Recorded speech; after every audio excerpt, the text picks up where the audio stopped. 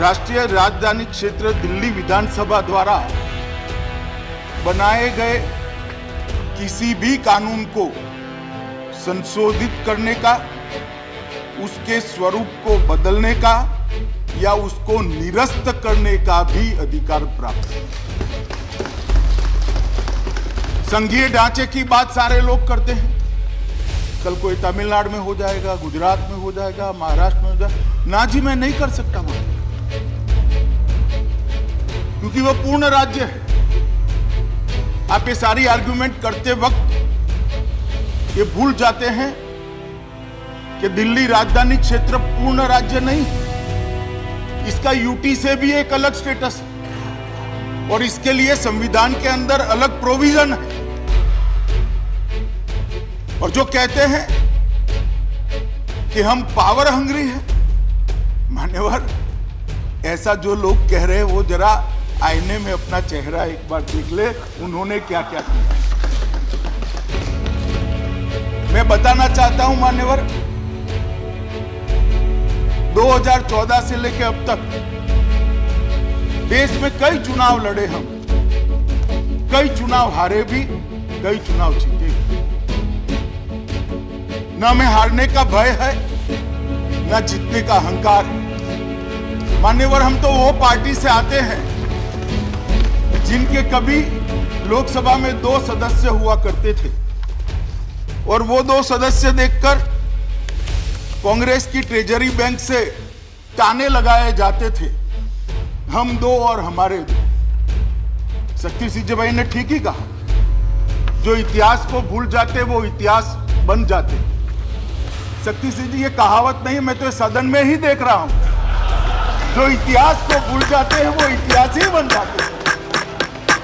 जो ताने लगाते थे साहब हमें कि हम 2 हमारे 2, उनको मालूम नहीं था लोकतंत्र में सर्वशक्तिमान परिवार नहीं होता है, 130 करोड़ की जनता।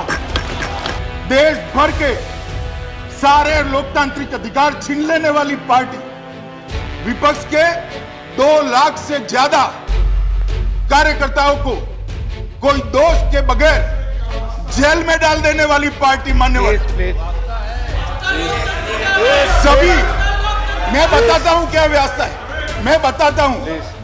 सारे देश के अखबारों की स्वतंत्रता का गला घोटने वाले पार्टी, पिक्चर के गाने ड्यूएट होते थे, वो भी किशोर कुमार की आवाज छुपा देने वाली, कटवा देने वाली पार्टी आज लोकतंत्र की दुहाई दे रही। और फौजिया खान जी ने ठीक कहा, फौजिया खान जी ने ठीक कहा कि कोई इसका समर्थन नहीं कर रहा। आज भी ये समर्थन कर रहे, मुझे रोक टोक कर, आज भी समर्थन कर रहे।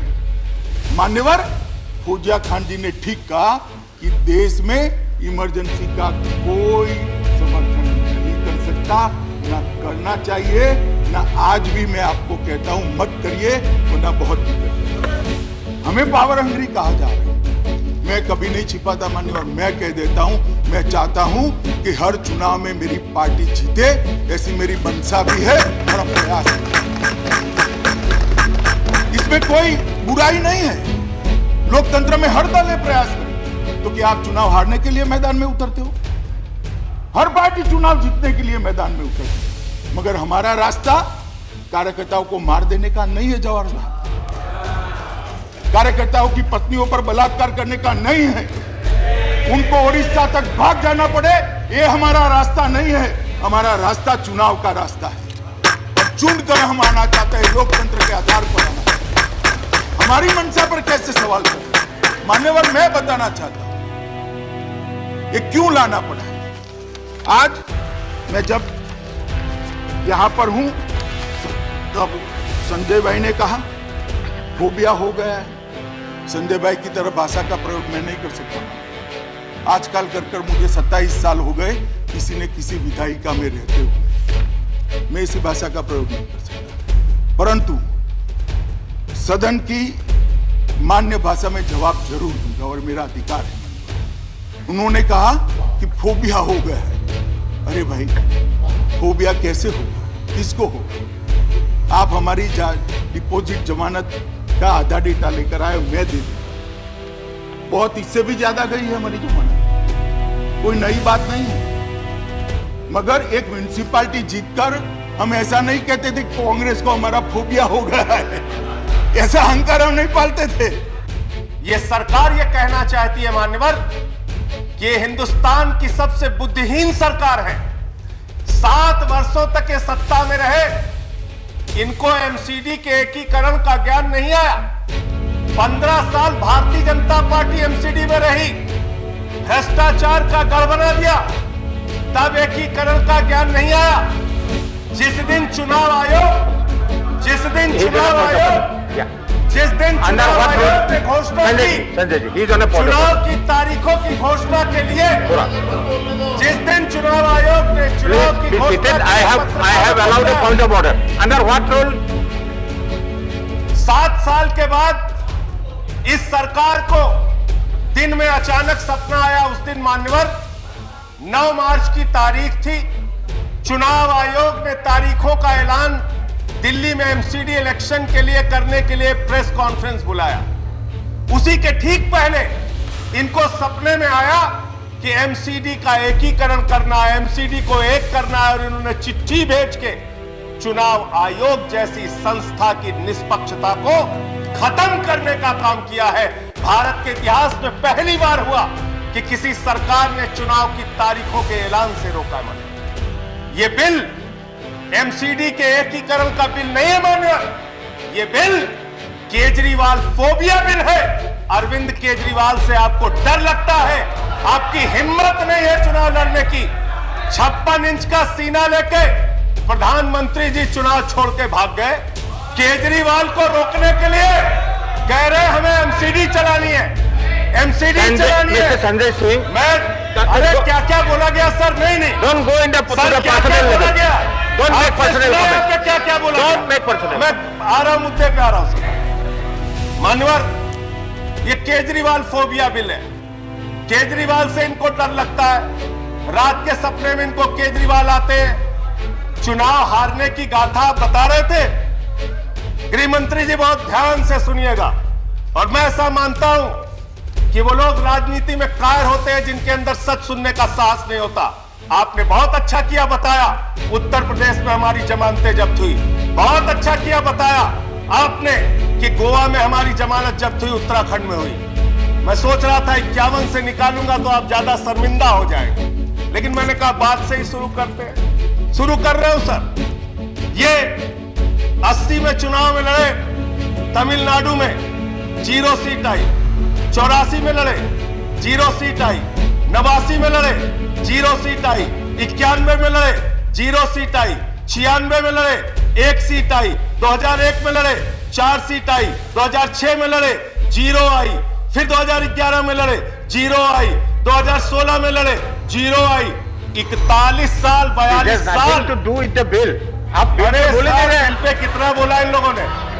यहां पे जमानत जब्त की कहानी सुना के बंद करूंगा। साहस रखिए, साहस रखिए। केरल में 82 में 0, 87 में 0, 91 में 0, 96 में 0, 2001 में 0, 2006 में 0, 2011 में 0, 2016 में 0। आपका टाइम खत्म हो चुका है। आपका टाइम इतना ही है और आपका टाइम खत्म हो चुका है। ये गलत, फिर भी आप बोले रहे हैं, गलत तरीका है। और एक ही बात को दिल्ली का बिल है, दिल्ली के बिल पे रिपीट ना करे, दिल्ली के बिल पे बोले। यहाँ ये बताया गया कितने सीटों पे जमानतें जब्त हुई। सर उत्तर प्रदेश सुन लीजिए, सर उत्तर प्रदेश सुन लीजिए। 2012 में 10 साल पहले ये लोग चुनाव लड़े 398 सीट पे, दिल्ली के लिए दिल्ली का बोलिए। गृह मंत्री जी, हिंदुस्तान ही नहीं पूरी दुनिया में आपकी पार्टी का जमानत जब्त कराने का वर्ल्ड रिकॉर्ड है, वर्ल्ड रिकॉर्ड। इतिहास पलटिए, इतिहास पलटिए और जानिए। और मैं आपको बताता हूं, परम प्रतापी प्रधानमंत्री आदरणीय नरेंद्र मोदी जी पंजाब गए सर प्रचार करने। 73 सीटों पे लड़े हैं लोग, 54 सीटों पे वहां इनकी जमानत जब्त हुई। अब एमसीडी बिल पे आता हूं, एमसीडी बिल पे आता हूं। सर आप खत्म इन्होंने कहा कंक्लूड कीजिए। सौतेली मां, ये गृह मंत्री का शब्द है सर, गृह मंत्री के शब्दों का जवाब नहीं दूंगा सर। सौतेली मां उन्होंने कहा, सौतेली मां कीजिए, आप वाइंड कीजिए। आप कौन है? आप दूसरे बात बोले जा रहे हैं। सौतेली मां कौन है? सुनो जरा ध्यान से। 2014-15 में दिल्ली को मिला 325 करोड़, 2015-16 में 325 करोड़, 2016-17 में 325 करोड़, 2017-18 में 325 करोड़, 2018-19 में 325 करोड़, 2019-20 में 325 करोड़। सर जब से आम आदमी पार्टी की सरकार बनी है, लाखों करोड़ रुपए का टैक्स दिल्ली की जनता देती है, मात्र 325 करोड़ रुपए आप हर साल देते हैं।